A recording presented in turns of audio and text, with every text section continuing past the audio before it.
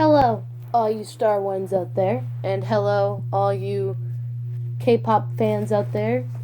Even if you're not a Star one, um, so I'm folding clothes while I talk about this because I need to, and Sistar's disbanding. As you guys know, if I've never explained this to you, well then here it comes.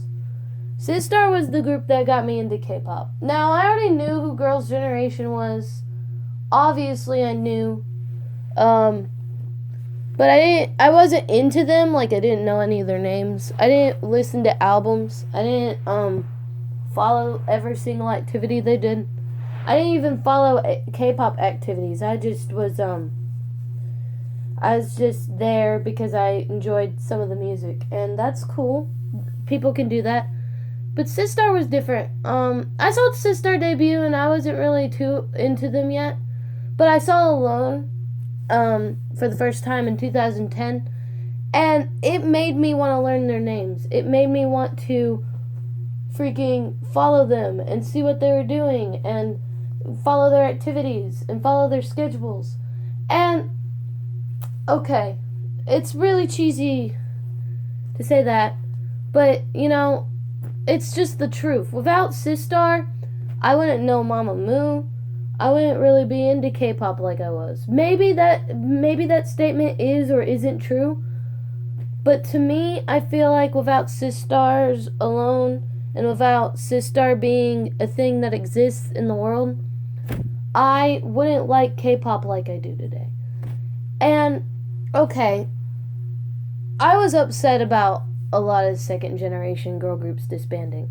I was upset about 4-Minute disbanding, of course, but I wasn't too terribly upset because I didn't get into 4-Minute until Crazy or Hate.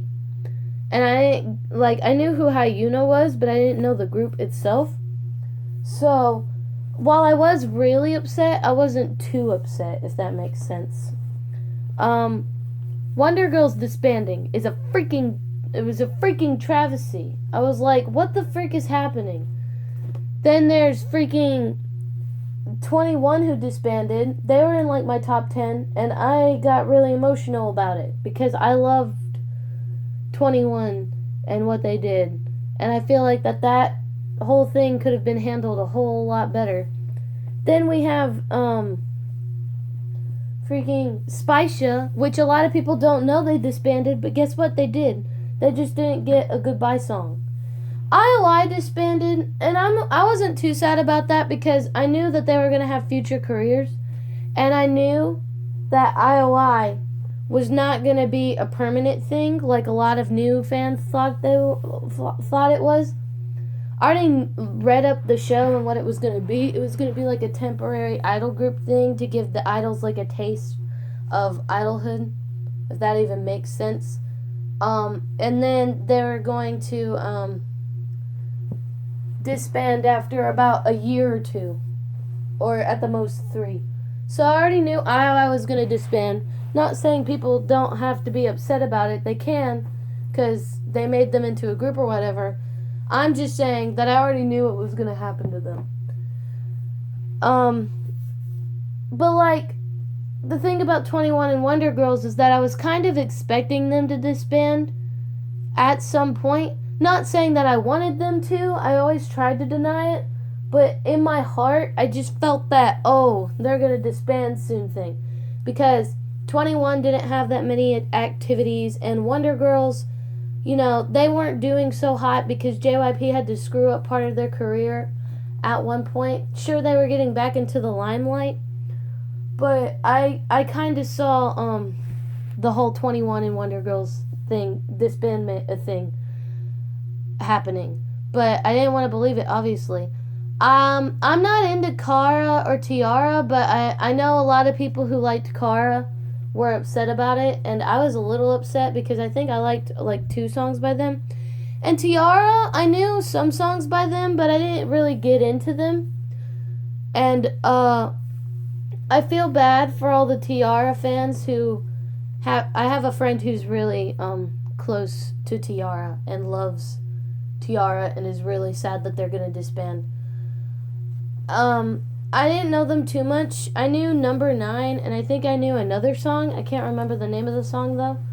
But they seemed like a really cool group, and it's really sad that they are disbanding after their comeback too, cause it's just a travesty. Like, I know people are upset that we're losing history, and I think we're losing another boy group too. And that's fine. I understand that boy groups are something to be upset over too, but we're losing our girl groups. Our girl groups are starting to disappear. Like, second generation girl groups are starting to no longer exist. Like, I think there's only about probably 4 left. I think there's Girls' Generation, AOA, because AOA debuted in 2010, and I think the second generation girl groups in Korea are from 2000 to 2010, like on debut dates. We're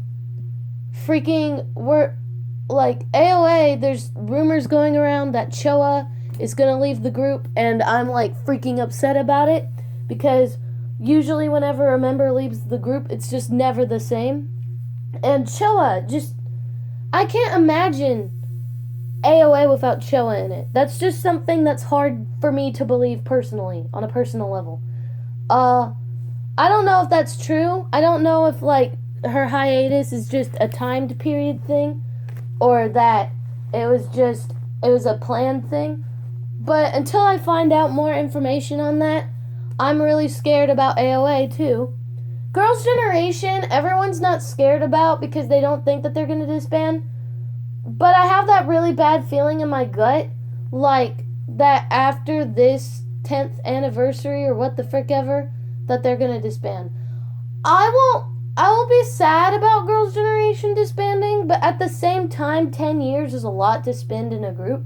So I'll probably be a little more accepting of that one, I guess, because with I know that's a sad thing for new K-pop fans who just got into them or whatever, but for my personal, for my eyes, Girls' Generation's just been something that's been around with me since I was a kid, and I will be super sad about it, but at the same time, it just really, they moved down my bias list probably because, they moved down to number 5 instead of being number 3, probably because Jessica left the group, and to me, it just hasn't felt the exact same without Jessica there.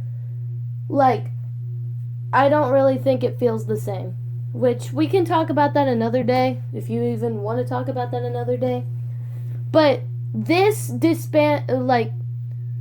FX is rumored to be disbanding, too, because it seems that all SM cares about with FX is solos, like Luna, Amber, Victoria, not together. The last comeback I think FX had was in 2015. It's been about a year and a half almost since FX came back, and I'm really scared that they're not. And then Miss A, I think, is the last second generation girl group that we have left, and out of the 4 that I think that are left. And yeah, I'm pretty sure Miss A is not gonna make it. It's very obvious that they're probably gonna disband. If they don't end up disbanding, I'll be very completely shocked. But at this point, I would believe that Miss A would disband because there has not been any activity between the members at all. Their solos haven't been doing well, even though I liked Faye's solo. I don't care what anyone says. I loved her solo. And freaking, they're just, failing right now. Mainly because JYP is paying attention to Twice. I don't blame Twice for that. I don't blame Twice for Wonder Girls or, Miss A disbanding. That's all JYP's fault. I don't like JYP. Me and him are mortal enemies right now for the way that Miss A and Wonder Girls ended up. I do not like him. I do not. But this disbandment, Sistar, is tearing me from the inside. I'm actually having depression, and I'm having stages of grief from this disbandment.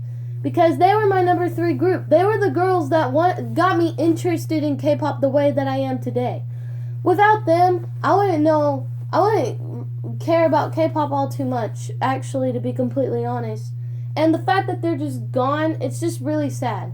Now, am I saying that I want the girls to stay together forever? No, that's not what I meant. I just felt like they could have gained more, because Starship treated them like garbage. And anyone who tries to tell me in the comments freaking Starship was a good management, no, they weren't. They sucked. They screwed Sistar and Star One's completely over. There was one time where she broke a part of her bone. I forgot what it was called. It's a plate in like your bone that has your bones together. She broke a plate during a plate in her bone. Like, I don't know how to say it. She broke a part of her bone. Let's just say that. During Shake It promotions. And I remember that instead of sending her to the hospital, they sent her to Shanghai. And she had to take breaks in between filming because she was that hurt. Like, she was suffering. And, you know who's having a comeback right after Sistar disbands? JSN, Cosmic Girls. I'm not saying that it's Cosmic Girls' fault. I like Cosmic Girls. They're pretty cool. But they're nothing compared to Sistar. I'm sorry. They're really not. And they don't make much money either. And Monster X fans, like, who are probably going to say they're not bad at managing it, they were really poor. They treated Sistar poorly. And I'm pretty sure that if Monster X becomes pretty big, they'll treat them like crap too. That's what Starship does. They screw people over. Like, Sistar only had 13 fan signings throughout their whole career. For 7 years, they only had 13 fan signings. That's not normal. That's not a normal thing for a K-pop group to do. And I'm just glad that Starship is losing their main income, because Sistar was their main income. Like, Monster X is doing pretty decent, and Cosmic Girls is doing okay, like meh. But Sistar was the real moneymaker. They won like 43 music show wins. And, the fact that Starship, a bad company like that, doesn't get to make that money, I'm happy that they don't get to make that money. And I'm happy that Sistar is ditching them, because I really didn't like them in the first place, okay? I know they'll be soloists, but I'm glad that basically the company is going to lose a ton of money. I know Soyu and Hyorin are going into singing. And I know that Bora and Dasom are going into acting, which Bora and Dasom, my ship, they get to be together in the acting world forever. Yes, I shipped that. I'm sorry, they were the real ship. They were the real thing. But, I'm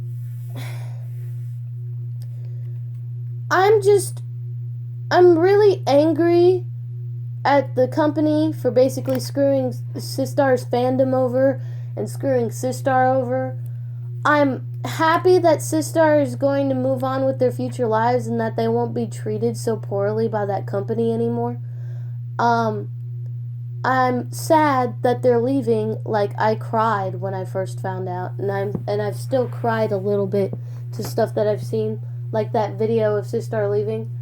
It's just all one big pile of garbage, and I know that a lot of new fans are like, oh, I'm really sorry, but don't worry, they'll always be in your hearts, right? Yes, that's true, but we're losing too many second-generation girl groups way too fast. And I feel like soon, what's gonna happen soon? I have that bad feeling that soon, like this year is the year where all the girl groups from second generation disband.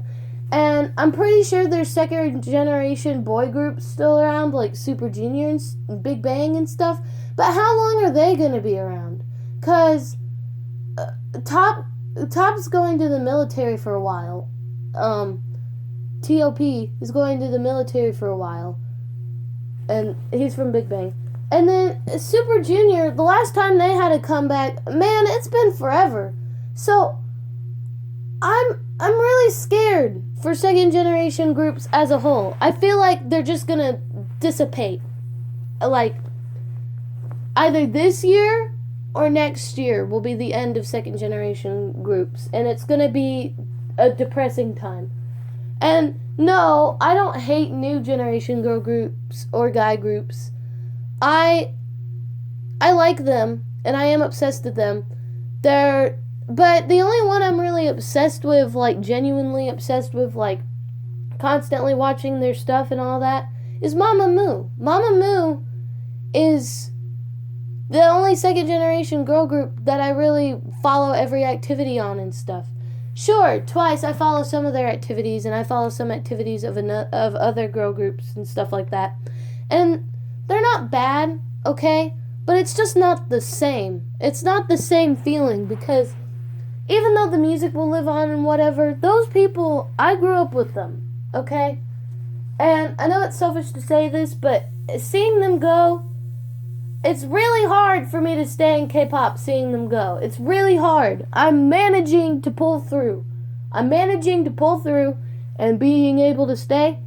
But I don't know if I can handle losing another group. I don't know if I can handle it. I can't hear any more news about another group disbanding, or else I'm going to literally pull my hair out. I'm so on the edge about it. And just so much depressing stuff has happened. Like, I'm not going to talk about this because I will probably cry about it. But what happened in Manchester to Ariana Grande and all those people, I feel so bad about it. And I'm a huge Arianator, so I just feel really closely connected to those people who went to the concert and died that night. Like I said, I'm not going to talk about it because I'll, like, right now at least, because I'll just start bawling my eyes out. But I literally was so depressed because I found out all in one day that Ariana Grande, that the concert thing with Ariana Grande in Manchester happened. Sistar's disbanding. I was having like a lot of issues at school that day. I was stressed out with exams. It's just so stressful. Like, I'm glad summer is here. I'm glad I'm finally out of school, because if I was not out of school, I don't know if I'd be able to deal with all this stress right now. It's really just hard to handle all of this, you know? And to all you new K-pop fans out there, don't worry. If you like new groups and you're like obsessed with them, that's fine. It was just like me when I was first getting into K-pop. I don't know anything about first generation K-pop groups. I really don't. But because there's not really much to report on them. I don't think there's a lot of clips from back then. So I can't really know first generation groups anyways. But it's just like me. I didn't know anything about K-pop until I saw Into the New World for the first time when I was 7 years old. And I completely understand how new K-pop fans are, because I was one of those new K-pop fans. When I was 7, I was a new K-pop fan. I started getting into K-pop. I started learning their names. I started doing this and this and this and that. And I understand completely that new K-pop groups probably won't be as sympathetic, I think I'm saying that right, as we are, because they're new generation. You can't really blame them for not really, being super sad about it. Although I don't like the new generation K-pop fans who are saying that all those groups are just old news and that no one should really be upset about it. That's where I don't get you. That's where I don't understand you. I understand if you don't know a lot of old generation groups, because that's fine. And you're not as sentimental about it because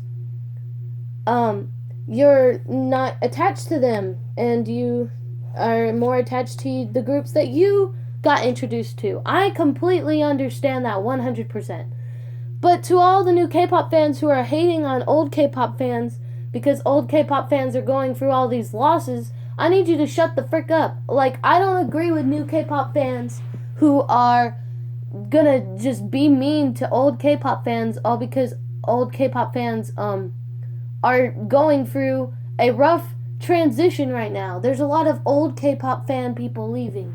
Like, I have friends who are in the K-pop fandom who left. Like, they're leaving because and I don't blame them. I don't think anyone should be mad at anybody for leaving the K-pop fandom because right now, all the old K-pop fans who were obsessed with their old groups are just losing all their groups. You can't blame them for being upset.